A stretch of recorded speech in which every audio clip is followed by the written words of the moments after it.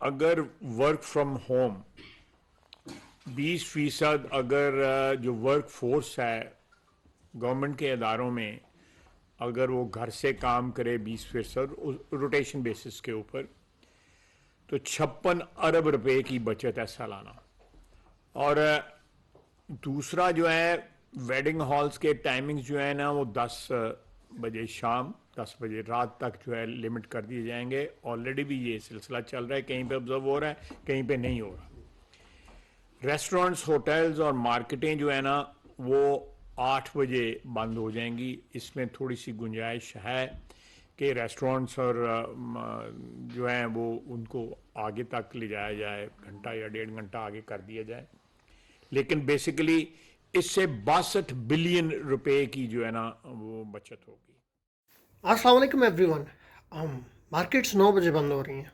एक news report के हिसाब से पंजाब में ये फैसला लिया गया है कि मार्केट आज से 9 बजे बंद होगी, और इसी तरह के कुछ और रूल्स शादी हॉल्स और मॉल्स और इन तरह की चीज़ों पे भी लगाए गए। तो ये एक बहुत बड़ा इशू है। क्यों भाई मार्केट 9 बजे क्यों बंद हो रही हैं? लोग तो 9 बजे निकलना घूमना फिरना शुरू करते हैं और मार्केट्स 9 बजे बंद कर रहे हैं, ये क्या बात है यार? तो ये क्यों हो रहा है और इसके पीछे रीज़न्स क्या हैं और इस मसले का एक्चुअली सलूशन क्या है, इसके ऊपर थोड़ी बात करना चाहेंगे आज। तो जैसे मैंने वीडियो शुरू करने से पहले एक न्यूज़ चलाई थी जिसमें हमारे मिनिस्टर साहब ये चीज़ डिस्कस कर रहे थे, और उन्होंने इसके रीज़न बताया कि हमारे यहाँ इलेक्ट्रिसिटी यानी बिजली का बहरान है और इस वजह से मार्केट बंद कर रहे हैं। अब ये मार्केट बंद करना बिजली के बहरान का मतलब, ये थोड़ी चीज़ समझ नहीं आई। आइए इसको थोड़ा डिकोड करने की कोशिश करते हैं। तो न्यूज़ चैनल की माने, या जैसे कि ट्रिब्यून न्यूज़ है उसकी अगर मानी जाए, तो उन्होंने ये तो बता दिया कि मार्केट्स 9 बजे बंद होंगी, पर इसका एक रीज़न क्या है? अब उन्होंने पीछे जुलाई में एक ट्रिब्यून न्यूज़ आई थी जिसमें उन्होंने बताया कि हमारे मुल्क में बिजली जो है वो पैदा करने की जो कैपेसिटी है वो 41,000 मेगावाट है, लेकिन जो यूजेज है वो 7,000 मेगावाट ज़्यादा है उससे। मतलब आप समझ लें कि 48,000 मेगावाट है। तो जब एक चीज़ आपकी ज़्यादा यूज़ हो रही है और कम प्रोड्यूस हो रही है तो ऑब्वियसली एक बहुत बड़ा इशू है। तो क्या ये सिर्फ हमारे मुल्क का इशू है?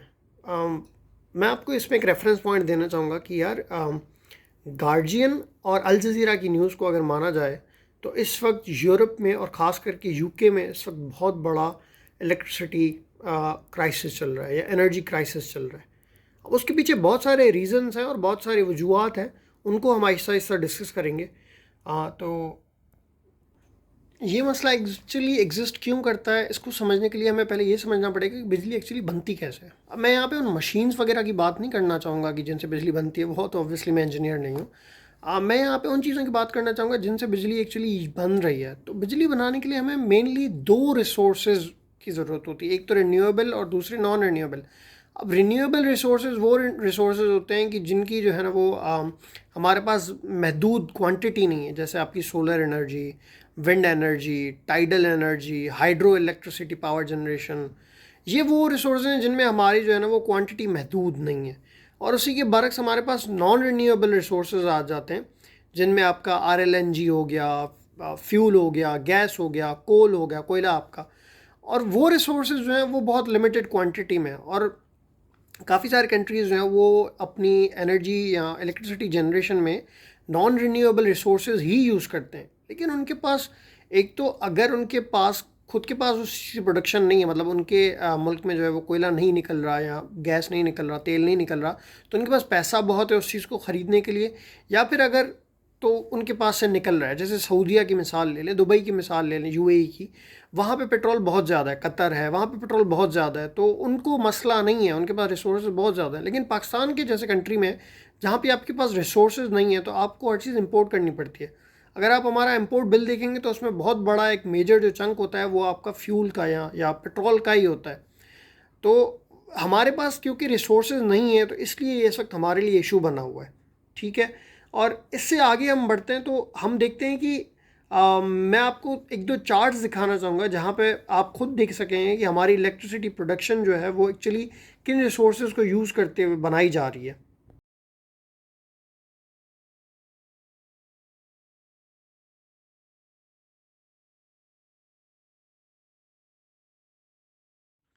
इस वक्त ग्लोबली इलेक्ट्रिसिटी जनरेशन एक बहुत बड़ा इशू बना हुआ है। उसका बेसिक रीज़न देखिए हर कंट्री के लिए अलग अलग होता है। जैसे हमारे यहाँ पैसे का मसला है तो हम चीज़ें इंपोर्ट नहीं करा सकते, लेकिन रशिया और यूक्रेन के वॉर को ले लें तो रशिया जो है वो उसने यूक्रेन वॉर की वजह से और यूरोपियन यूनियन ने क्योंकि उसको अगेंस्ट चीज़ें मतलब की हैं, एक्शंस किए हैं, तो इसलिए रशिया ने पूरे यूरोपियन यूनियन को फ्यूल सप्लाईज देना बंद कर दिए हैं, जिसकी वजह से यूरोप में इलेक्ट्रिसिटी प्राइसेस बहुत हाई हो गई हैं और इलेक्ट्रिसिटी जनरेशन के बहुत ज़्यादा इश्यूज आ रहे हैं।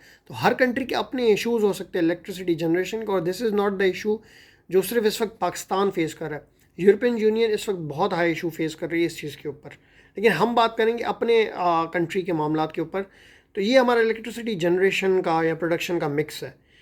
इससे आगे चलते हैं और अब बात करते हैं कि हमारे नेशन की कंजप्शन क्या है या कंज्यूमिंग हैबिट्स क्या है। हमारी जो अवाम है, जो कौम है हमारी, वो इलेक्ट्रिसिटी कंज्यूम कैसे करती है। तो इलेक्ट्रिसिटी कंजप्शन जो हमारी हैबिट्स है ना हमारी कौम की, उसको दिखाने के लिए मैं आपको एक चार्ट दिखाना चाहूँगा। आपको मेरी स्क्रीन पर नज़र आ रहा होगा। इससे क्लियरली पता चलता है कि हमारे मुल्क में सबसे ज़्यादा एनर्जी जो कंज्यूम होती है, इलेक्ट्रिसिटी जो कंज्यूम होती है, वो कंज्यूमर्स जो आम घरों में और डोमेस्टिक यूज़ है वहाँ पे हो रही है। अब अक्सर लोग इस चीज़ को बोलेंगे कि यार ये तो बिल्कुल सही बात है, क्योंकि यार लोग घरों में रहते हैं तो वहीं पे इलेक्ट्रिसिटी कंज्यूम होगी ना। लेकिन मैं इसके बरक्स आपको एक और कंट्री की मिसाल देना चाहूँगा, यूएसए की। उसका अगर आप यूजेज पैटर्न देखेंगे तो वहाँ ऐसा नहीं है।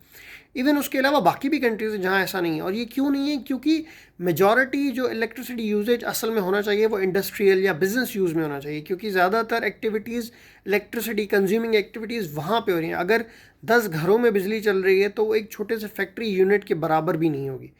तो हमारे यहाँ और कुछ पता चले ना चले, इस चीज़ को देखते हुए ये ज़रूर पता चल रहा है इन चार्ट्स को देखते हुए कि हमारी जो इलेक्ट्रिसिटी कंजप्शन है वो बहुत ज़्यादा है घरों में।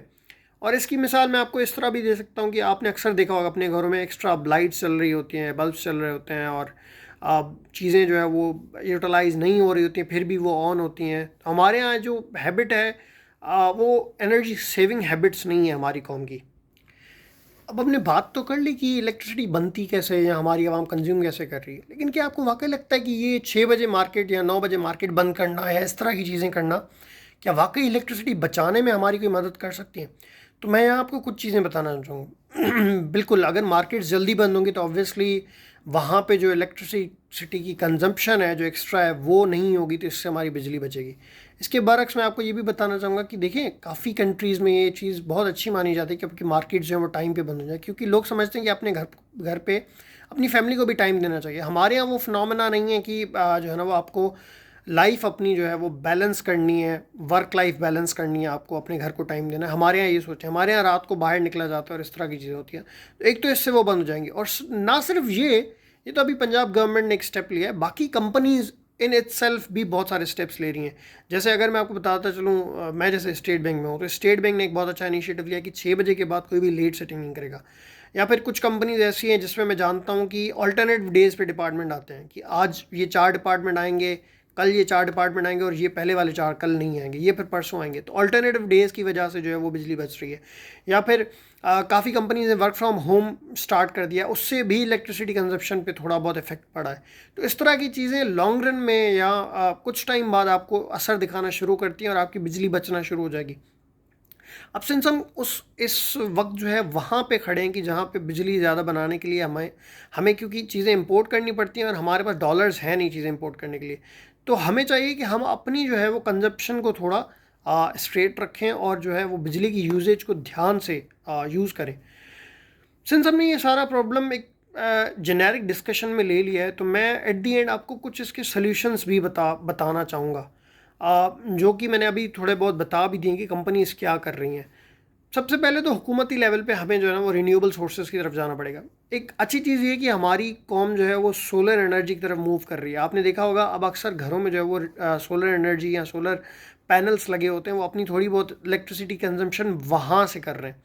दूसरा, ये एक और अच्छा स्टेप है कि मार्केट जल्दी क्लोज हो रही हैं। तीसरा, कंपनीज भी अच्छा स्टेप ले रही हैं वर्क फ्रॉम होम का, और अल्टरनेटिव डेज पे जो है वो वर्किंग इन्वायरमेंट मतलब बना रही हैं। एट दी एंड सारा मामला आता है कि आप सेल्फ बीइंग कैसे हो। आप अपने घरों से एक चीज़ स्टेप ले सकते हो, छोटे छोटे स्टेप्स। अगर एक्स्ट्रा लाइट्स चल रही हैं, एक्स्ट्रा कंजप्शन आपकी हो रही है, तो उसको ना करें। इससे कौम का तो फ़ायदा होगा ही होगा, लेकिन आपका भी होगा ना ऑब्वियसली। आपके बिल्स भी जो है वो कम आएंगे। तो जो एक वैसे ही मुआशी हालात हमारे थोड़े बुरे हुए हैं इस वक्त, तो उसमें भी आपको रिलीफ मिल सकता है। वैसे भी इलेक्ट्रिसिटी प्राइस इस वक्त बहुत आए, तो बस यही था मेरी तरफ से आज के लिए। मैंने कहा छोटी सी एनालिसिस कर सकते हैं इस चीज़ पे, तो इस पे इंशाल्लाह बात करेंगे। And that's it, thank you for listening to me and I hope you like the video. अगर आपको मेरी वीडियो पसंद आई तो please do subscribe my channel और लाइक और शेयर करें, ताकि थोड़ी बहुत डिस्कशन लोगों तक भी पहुंच सके। And thank you so much. इंशाल्लाह फिर मुलाकात होगी, तब तक के लिए अल्लाह हाफिज़। मुझे अपनी दुआ में याद रखिएगा। जज़ाकल्लाह।